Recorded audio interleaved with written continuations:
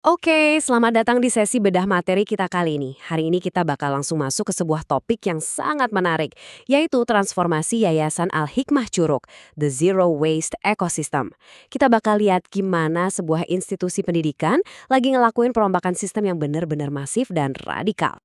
Coba tebak, angka 1 juta ini apa? 1 juta rupiah. Ini bukan dana beasiswa atau target keuntungan bulanan loh. Ini adalah jumlah uang yang harus dibakar setiap bulannya sama sekolah cuma buat ngurusin sampah. Iya, kalian nggak salah dengar. Bayangin, dana pendidikan yang berharga banget malah bocor tiap bulan cuma buat ngurusin sisa-sisa konsumsi. Dan percayalah, masalah aslinya tuh jauh lebih parah dari sekedar angka di atas kertas. Coba kalian bayangin realitas fisik di lapangannya. Setiap hari ada berkarung-karung tumpukan sampah plastik dan styrofoam. Tong sampah selalu luber. Terus efeknya apa? Bau yang nggak sedap kemana-mana. Lalat pada ngumpul. Dan pastinya ini jadi ancaman bakteri buat anak-anak yang lagi asik belajar kan? Belum lagi para petugas kebersihan atau caraka sekolah tuh waktunya hampir habis cuma buat ngurusin lautan sampah ini. Ini benar-benar siklus yang bikin stres, kotor, dan pastinya boros banget. Tapi dari krisis kayak gini biasanya bakal muncul solusi yang gila. Nah, disinilah muncul semacam senjata pamungkas buat ngelawan monster sampah tadi. Namanya Kurasaki, alias kurangi sampah sekolah kita. Kedengarannya simpel ya, tapi ini bukan sekedar spanduk himbauan yang dipajang di depan gerbang. Ini tuh program edukatif yang benar-benar butuh partisipasi penuh. Kunci utamanya ada di kata partisipatif. Jadi program ini tuh dirancang buat neken produksi sampah langsung dari sumbernya dan butuh campur tangan semua orang, dari pimpinan yayasan sampai anak-anak murid yang paling kecil sekalipun. Jadi, poin krusialnya di sini adalah soal gimana mereka ngerombak total mentalitas lamanya. Bertahun-tahun kita kan selalu dicekoki paradigma lama kayak kumpul, angkut, buang, atau yang paling klasik, buanglah sampah pada tempatnya, ya kan? Tapi paradigma baru dari program ini tuh berani banget ngelawan arus. Jangan hasilin sampah di sekolah sama sekali. Titik. Kalau kalian bawa sampah dari luar, ya itu tanggung jawab kalian buat bawa pulang lagi. Ini benar-benar pergeseran dari sekedar ngurusin masalah, jadi langsung motong akar masalahnya. Terus, kalau kita ngomongin target, mereka ini nggak main-main. Nggak cuma ngurangin 5 atau 10% aja. Target mereka itu reduksi sampah sampai 80% langsung dari sumbernya. Gila kan? 80% loh. Ngebabat habis 80% sampah dari sekolah yang sibuk tiap hari itu butuh perubahan perilaku yang ekstrim, terstruktur, dan disiplin banget. Jadi, gimana sih cara mereka ngeksekusi target seambisius ini? Cara aksinya tuh ternyata lugas banget dan tanpa kompromi. Ada kewajiban bawa yang namanya vending kit. Jadi, setiap siswa, guru, sampai staf itu wajib bawa botol minum alias tumbler dan kotak bekal atau mister sendiri dari rumah. Terus gimana sama kantin? Pedagang kantin dilarang keras pakai kemasan plastik sekali pakai, styrofoam apalagi sedotan plastik. Mereka cuma boleh ngajiin makanan langsung ke kotak bekal siswa atau pakai piring keramik yang bisa dicuci lagi. Jadi plastik sekali pakai itu benar-benar diblokir dari rutinitas harian mereka. Oke, sekarang kita agak zoom out sedikit ya. Kurasaki tadi itu sebenarnya baru fondasinya aja. Program ini tuh ternyata nyambung banget sama satu kebijakan nasional yang lagi digenjot, namanya Gerakan Indonesia Asri. Dan yang bikin ini makin serius, ini bukan cuma aturan internal sekolah, tapi mandat langsung dari presiden kita lewat peraturan presiden dan surat edaran menteri. Jadi ini benar-benar instruksi dari negara buat nyiptain lingkungan hidup yang berkualitas. Mari kita bedah bareng-bareng apa sih sebenarnya ASRI ini? Ini tuh ngebuktiin kalau visi mereka tuh jauh lebih luas dari sekedar urusan sampah. Huruf A-nya itu aman, artinya sekolah harus bebas dari bahaya fisik dan sosial kayak bullying dan ada aturan ketat soal zonasi kendaraan. Terus S untuk sehat, berarti kantinnya harus sehat, nggak pakai pengawet atau pewarna buatan.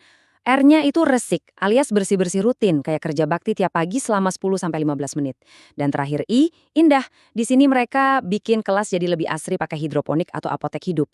Benar-benar pendekatan yang komplit ya. Dan ini secara brilian nunjukin gimana dua program ini tuh nggak jalan sendiri-sendiri. Mereka itu bersinergi secara sempurna.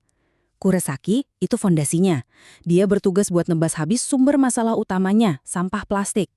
Nah, setelah bebannya hilang dan sekolahnya jadi bersih, barulah ASRI masuk sebagai penyempurnanya. Tugas ASRI ini buat mempercantik, bikin lebih sehat, dan natai estetika dari lingkungan yang udah bersih tadi. Ibaratnya tuh kayak dua sisi dari satu koin yang sama. Pastinya, visi segede ini nggak bakal jalan kalau nggak ada eksekusi nyata di lapangan kan? Nah, ini dia beberapa rutinitas wajib buat para pahlawan kita di sekolah tiap harinya. Ada yang namanya operasi semut, di mana semua siswa wajib mengut sampah sebelum masuk kelas. Ada aturan zero plastik sekali pakai di kantin, terus ada aturan laci bersih. Jadi nggak ada ceritanya tuh ninggalin sampah di laci meja pas mau pulang. Plus, ada program adopsi pohon, di mana setiap kelas wajib ngerawat tanaman di depan kelasnya sendiri. Kalian mungkin nanya, gimana caranya bikin semua orang mau nurut sama aturan seketat itu? Jawabannya ada di Fakta Integritas. Ini bukan cuma formalitas tanda tangan di atas kertas loh. Ini adalah komitmen tertulis, semacam janji moral yang ngikat semua warga sekolah. Kepala sekolahnya jadi penjamin, guru-gurunya jadi pendidik, komite sekolah mewakili orang tua, dan ketua OSIS mewakili semua siswa. Semuanya bareng-bareng ngucap ikrar buat wujudin lingkungan yang aman, sehat, resik, dan indah tadi. Tentu saja ngubah kebiasaan itu nggak bisa kayak balikin telapak tangan. Mereka punya 4 tahapan operasional yang super terstruktur. Pertama, persiapan. Ini isinya sosialisasi abis-abisan dan bikin aturan yang tegas. Kedua, operasional. Di titik ini, bawa bekal sendiri dan kantin bebas plastik udah mulai jalan. Ketiga, pengawasan. Nah, ini seru nih, karena sekolah nunjuk siswa buat jadi duta Kurasaki, dan guru-guru rajin ngadain sidak tas bekal. Terakhir, evaluasi. Sampahnya ditimbang secara rutin, dan kelas yang sampahnya paling dikit bakal dapat penghargaan bergengsi sebagai Zero Waste Class. Keren banget kan? Dan kalau kalian perhatiin lini masanya, ini geraknya cepet banget. Dari tanggal 5 sampai 9 Mei 2026, mereka fokus penuh buat persiapan, nyusun aturan, sama sosialisasi. Terus nggak pakai lama, tanggal 11 Mei 2026, program ini udah langsung tancap gas, diimplementasiin penuh di seluruh yayasan. Jadwal yang sepadat ini ngebuktiin kalau pihak manajemen benar-benar ngerasain itu udah urgent banget dan harus segera dieksekusi. Terus, dari semua usaha keras tadi, hasilnya gimana? Transformasinya luar biasa. Ternyata, pas kita nyingkirin masalah fisik kayak tumpukan sampah, efek psikologis sama operasionalnya tuh masif banget. Lingkungan yang hijau dan asri ini terbukti bikin tingkat stres siswa turun, dan fokus akademis mereka naik drastis. Anak-anak jadi lebih sehat, jarang bolos sakit gara-gara udaranya bersih, dan makanan kantinnya terjamin. Biaya kebersihan sekolah juga anjlok tajam.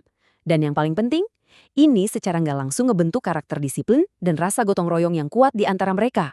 Di luar urusan akademik, dampak ke reputasi sekolahnya juga nggak main-main.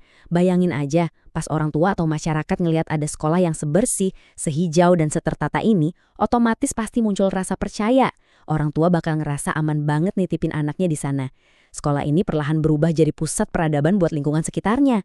Logikanya gini, kalau ngurusin lingkungan fisiknya aja bisa sedetail dan seberintegritas itu, apalagi ngurusin kualitas pendidikannya, ya kan?